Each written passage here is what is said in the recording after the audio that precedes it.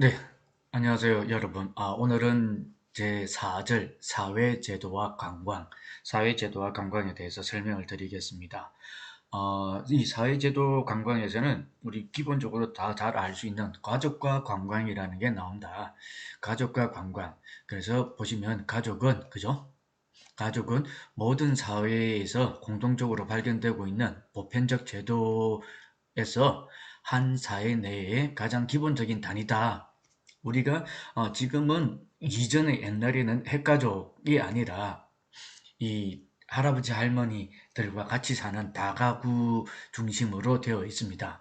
그러다가 서서히 일반적으로 우리가 가족이라는 집단과 제도적 관점이 있다. 집단 관점과 제도 관점으로 규명할 수 있는데, 그래서 이걸 집단으로 보면 가족의 개념 부부 중심으로 인하여 부부 중심으로 그지 근친 혈연자 가족 그러니까 자녀 중심 이렇게 혈연자와 같이 거주와 생활을 같이 하는 작은 집단이라고 할 수 있다. 즉 다시 말해서 집단으로 보면 집단 뭐 이걸 굳이 이렇게 비교하기도 그런데 뭐 각 무리들 우리들 이런 거 있잖아요. 동물들 집단 이런 소 집단 그룹별로 이런 중심적으로 가고 있다는 것을 우리가 볼 수가 있다. 그리고 제도로서의 어, 제도로서의 가족은 자식을 출산 이건 이제 양육해 나가면서 획일적이고 형체화된 과정이라고 이야기할 수가 있다. 형체에 대한 과정이라고 이야기할 수가 있는데 그래서 우리가 여기에서 보는 결국은 집단과 제도는 나는 내 후대 내 뿌리를 내 씨를 남기겠다. 나의 혈연, 지연, 가족, 나의 대를 잇겠다. 이런 제도적인 관점이 많다라는 것을 볼 수 있다. 그래서 가족의 기능을 보면 크게 네 가지로 볼 수가 있습니다. 첫 번째, 경제적 욕구를 충족시켜준다. 경제적 욕구를 충족시켜주고 두 번째, 가족 구성원에게 심리적, 신체적, 사회 안정을 제공해준다. 그죠?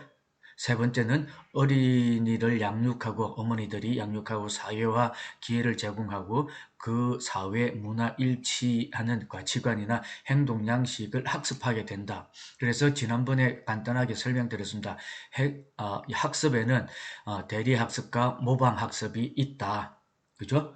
그렇게 말씀드린 적이 있습니다. 그리고 라이프 스타일에 따라 다르다. 라이프 스타일을 형성을 하게 된다. 고로 이런 전통적인 가족 스타일들을 보면 기본적으로 현대 사회에서도 가능한 생활 양식의 변화, 가치관 등을 볼 수가 있습니다. 이런 것들을 볼 수가 있고 그러다 보니까 굳이 뭐 가족 생활에 큰 변화를 주고 있는 거죠. 어떤 변화가 있을까? 자, 그러다 보니까 우리가 어떤 변화들이 있나? 자, 이것만 보더라도 핵가족화 할 수 있다. 그죠? 즉, 핵가족, 보편 가중 붕괴 현상, 독신, 정가, 주말 부부, 노부부, 전통적인 가족 제도를 부정하거나 동화되지 않는 새로운 가족, 뉴 패밀리. 근데 이거 앞서 보시면 보편화가 된다는 것을 보면 핵가족과 보편화, 이것들은 뭐냐면 우리들의 생활권들이 다 달라지고 있다는 것을 볼 수가 있다는 겁니다. 생활권들. 그래서 혼밥, 혼술, 나홀로주의 이런 식으로 많이 가다 보니까 이런 것들이 나오고 있다. 즉 다시 말해서 이걸 조금 더 설명을 드리면 뉴 가족, 뉴 패밀리라고 그러죠. 뉴 패밀리는 즉 바깥 이전에 일반적으로 이전 일은 아빠는 그죠? 가장은 밖에서 일하고 엄마는 집에서 음식 만들고 그죠? 가족들끼리 이렇게 아송도송 놀러 다니고 이런 전통 가족 스타일인데 이제는 엄마가 일하고 엄마가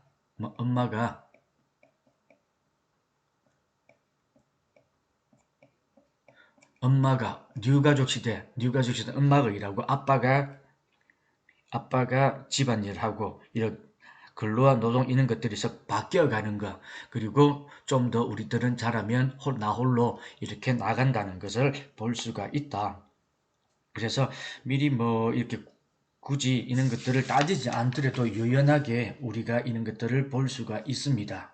이런 것들을 볼 수가 있다는 것을 여러분들이 볼 수가 있다.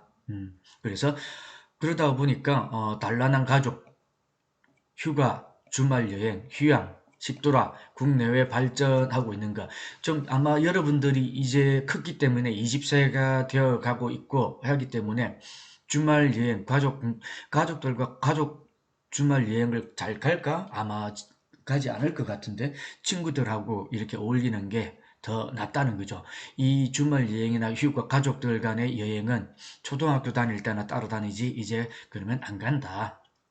자, 그리고 핵가족이 세려나는 것은 결혼 파탄과 이혼 증가율. 이제는 경제적으로 내가 좀 고학력이고 많이 배우고 혼자 살 수 있는, 사회에서 혼자 살 수 있는 능력이 있기 때문에 결혼 파탄, 이혼 증가가 야기되고 가족의 혈족 관계, 사회적 이런 기능들이 붕괴되고 있다는 것을 볼 수가 있다. 이 붕괴될 수 있는 것은 왜 그렇게 되는가는 여러분들이 보실 수가 있습니다. 230페이지 위에서 여섯 번째 줄 보시면 보이세이베, 보이세베인 찾으셨죠? 잉글로드, 그죠? 잉글로드, 몰타 그 두 교수의 연구에 의하면 관광은 몰타, 가족의 밀접한 전통적 유대 관계를 느슨하게 했다는 지적이 그 원인으로 볼 수 있다. 이 관광은 몰타뿐만 아니라 어디든 마찬가지로 그 유대관계를 느슨하게 했다고 할 수가 있다. 그 첫 번째가 뭐냐면 디스코장, 오락실, 술집, 여가활동센터. 이거는 청소년들이 이전엔 학교 집 도서관을 했으면 이제는 요런 디스코장, 오락실, 술집 이런 쪽으로 청소년들을 빼가오는 가족 세력에서 나오게 이렇게 원형이 가족이라는 게 있으면 여기에 자꾸 튕겨 나오게끔 만들었다라는 것을 이야기를 한다. 그럼 둘째는 뭐냐? 둘째는 관광으로 인해 여성의 고용 기회 증가하고, 즉 이것은 뭐냐면 전통적인 어머니 통제 가계로부터 기혼 여성을 집으로부터 탈출시키는 경제적 기반을 제공하게 되었다는 것을 볼 수가 있다. 경제적 기반을 제공하게 되었다. 기혼 여성이든 미혼 여성이든 그것을 경제적 기반을 제공하게 되었다는 것을 여러분들이 보실 수가 있습니다. 포인트 옵션이죠. 이걸로 하시죠. 예. 기혼 여성. 그래서 셋째는 뭐냐면 외국인 또는 외부 접촉과 가능한 결혼 범위. 이거는 결혼 범위를 확대시켰다. 이거는 쉽게 말씀드려서 국제 결혼을 이야기한다.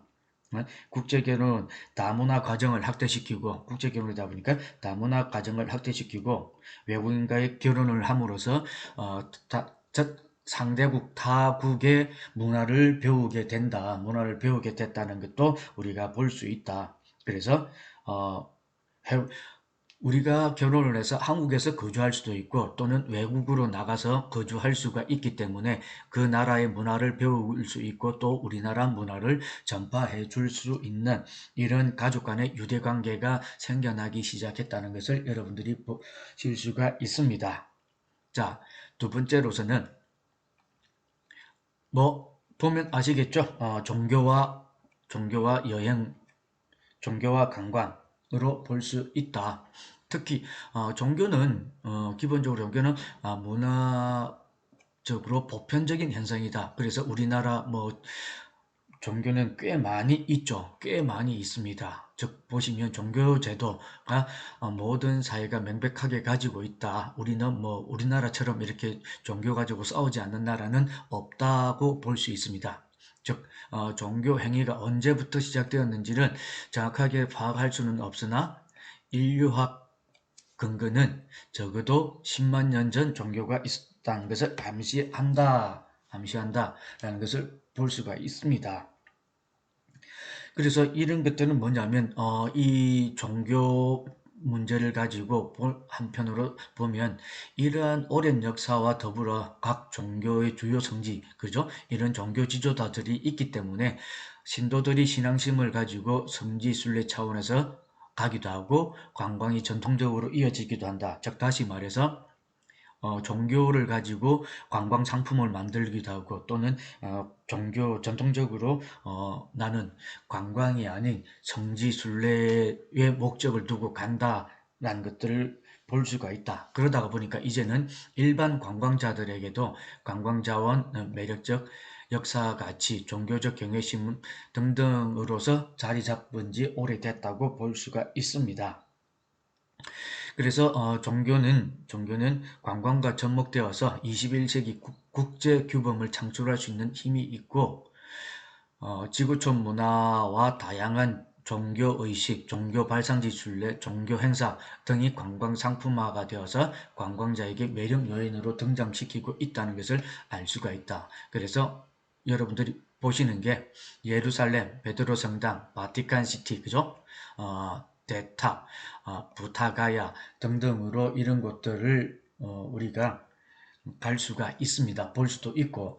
자, 그러면 우리도 그렇듯이 외국도 마찬가지입니다. 종교 관광을 좀 더 신중하게 볼 것 같으면 어떻게 되느냐? 자, 우리나라에서도 삼국시대 이후 삼국시대 이후 불교 문화는 우리나라 국보급 문화재, 그죠? 대부분을 차지하고 있습니다. 그래서 우리가 지금 바루 공양, 홈 템플 스테이를 한다든지, 신령님, 그죠?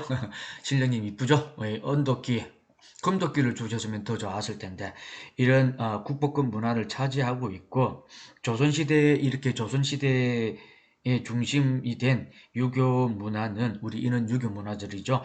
안동, 도산서원, 항교 등 중심으로 한 유교 문화 유적, 그리고 고산 윤선도, 추사 김정희 생가 등 양반 가옥과 가문 상제 등으로 이런 것들을 볼 수가 있습니다. 그래서 우리는 전통적인 유교 문화로서 이런 것들, 아마 여러분들이 시골 어귀에 가면 이렇게 천하대장군, 지하대장군 이런 것들이 되어 있고, 소대, 새대, 그죠? 이런 것들을 볼 수가 있었습니다. 그리고 최근 우리 민중들 삶에 연계되는 게 뭐냐면 이런 무속신앙, 그죠? 그리고 마을 어귀에 가면 아주 오래된 몇백 년 된 노송들이 있으면 거기에 우리는 이는 산신령이 있다, 용신이 있다, 이런 장성이나 소대, 선왕당 등 이 군신앙과 같은 한민족 신앙 문화적 가치에 우리는 의식을, 경외를 표하게 돼 있습니다. 그래서 외국인 관광객들에 의해서 이런 우리의 독특한 문화적인 매력들이 높아져 가지고 종교적 행사 또는 종교적 관광 상품을 같이 행사를 하고 있다는 것을 여러분들이 보실 수가 있다. 그죠?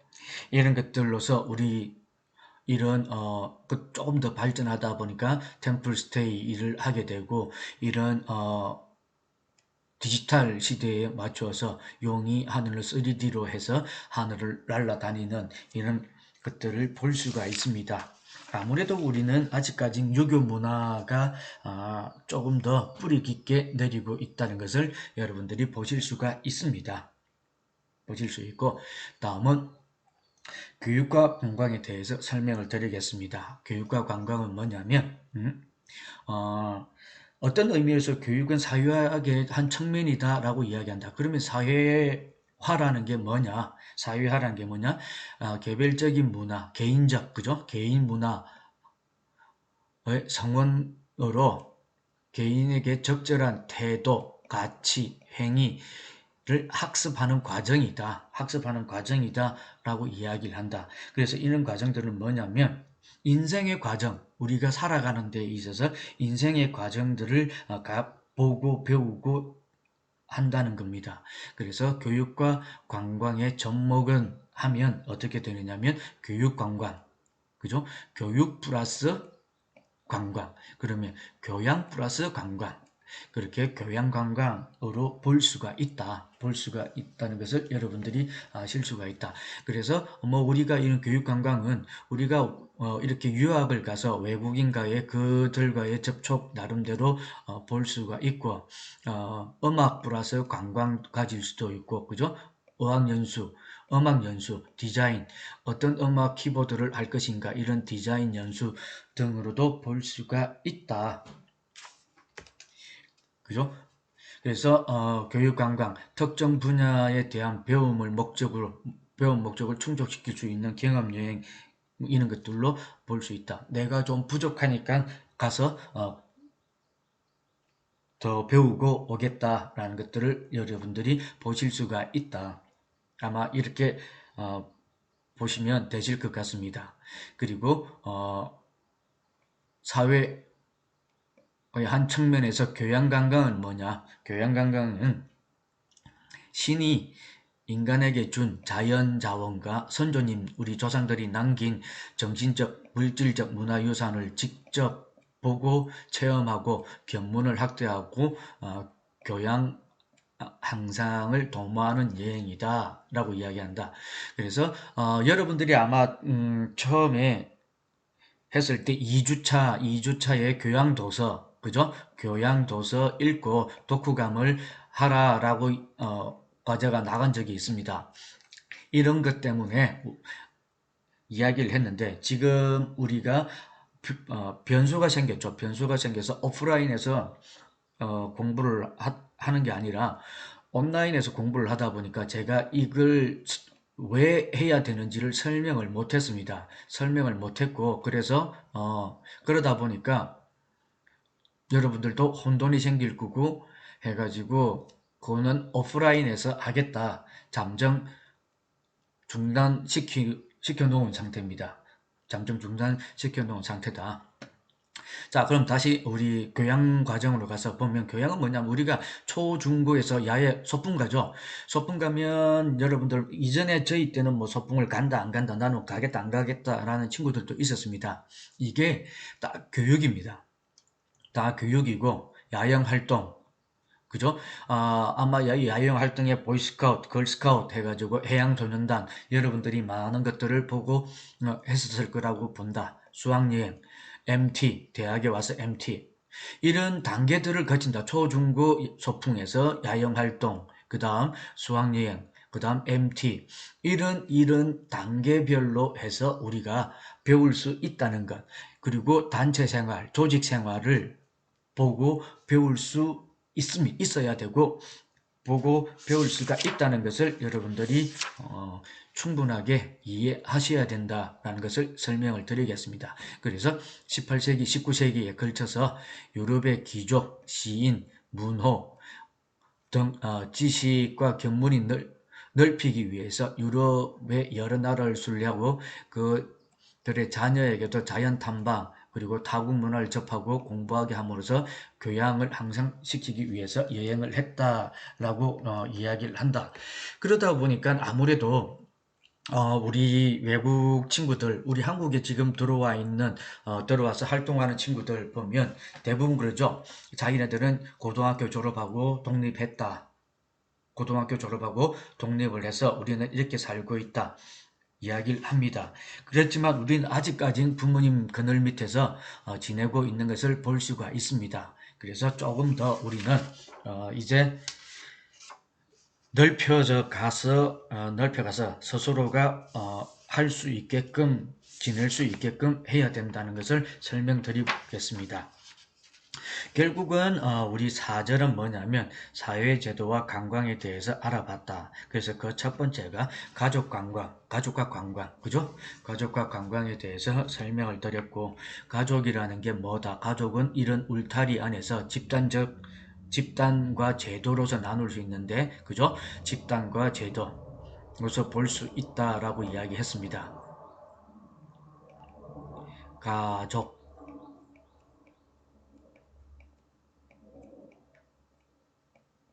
가족, 일단 첫 번째 가족에 대해서 이야기했고, 그리고 그 가족이 있다가 보니까 뉴 패밀리가 나왔다. 그죠? 뉴 패밀리 시대가 도래됐다. 이 뉴 패밀리 시대가 도래된 것은 왜? 그만큼 경제적 욕구를 충족시켜주고 가족들의 라이프 스타일들이 많이 바뀌고, 그죠? 일들을 많이 하게 됨으로써 뉴 패밀리 시대가 이루어지고 있다. 그러다 보니까 신가족, 뉴 패밀리, 주말 휴가 여행 가고, 주말 여행 가고, 휴양 관광, 식도락 관광, 국내 국외 관광을 가고 있다라는 것을 이야기했고, 그 다음 보이스 세베인과 잉글로드의 세 가지 지적, 그리고 청소년들이 왜 가족 울타리를 이런 그죠? 가족이 있는데 이 가족 울타리를 버리고 바깥으로 튀어나오게끔 하느냐, 그거는 디스코텍이나 오락장 이런 것 때문에 그렇다라는 것을 이야기를 했었습니다. 이야기를 했었고,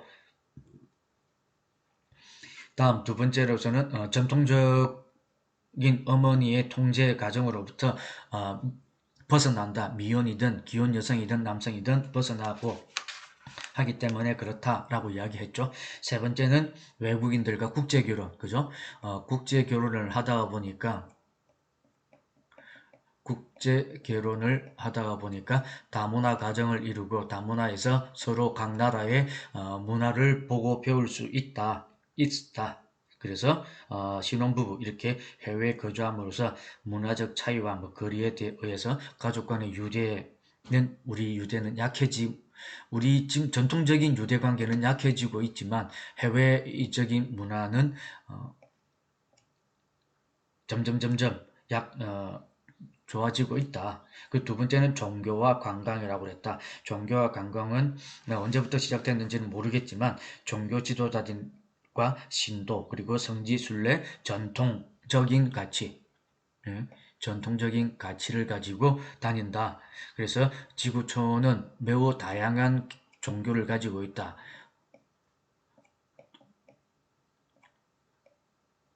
성녀, 예수, 기독교, 캐토릭 등등 우리는 너무 많은 종교들을 가지고 있다. 이것은 이 문화는 삼국시대부터 시작되었고 불교 문화가 전통적으로 불교 문화가 강하다.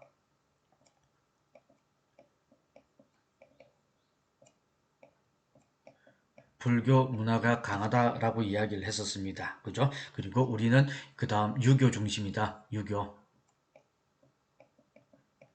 제가 어느 때 방학 때 특강을 한번 했는데 학생들이 그러더라고. 이제는 유교 중심이다. 어느 수업 중간에 유교 중심이고 상강 어른이 어떻고 저떻고 얘기했더니 학생이 그러더는데요. 요즘 상강 어른이 이민 가가지고 없다고. 그래서 학생들이 네 가지가 없어져 가고 있다라고 이야기를 하는 우스갯소리도 했었습니다. 자, 그래서 마지막으로 교육과 관광에 대해서는 사회와 교육 관광으로 설명을 드렸고, 교육 관광은 특정 분야에서 교육은 그죠? 교육은 특정 분야에서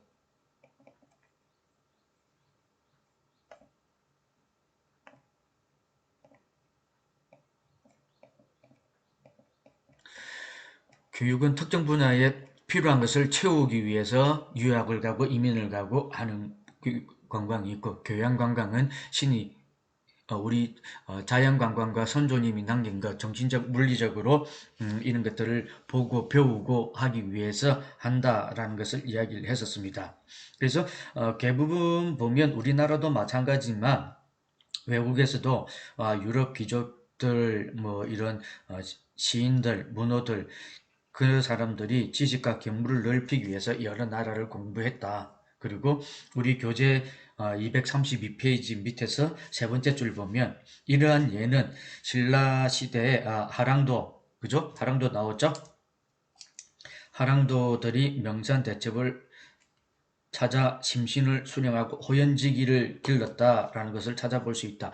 이것뿐만 아니라 성녀도 어, 우리 해초죠? 왕호 천축국전을 쓰신 분, 티벳이나 인도 쪽으로 수련을 떠나다가 목이 말라서 해골 속에 있는 물을 마시고 해탈, 깨달음을, 그죠? 깨달음을 얻었다 해가지고 돌아와서 좀 더, 이런 것들이 의미를 달리하고 마음에서 우러난다라는 것으로서 이야기를 하고 있었다는 것을 볼 수가 있습니다. 자, 이것으로서 4절을 끝내겠습니다.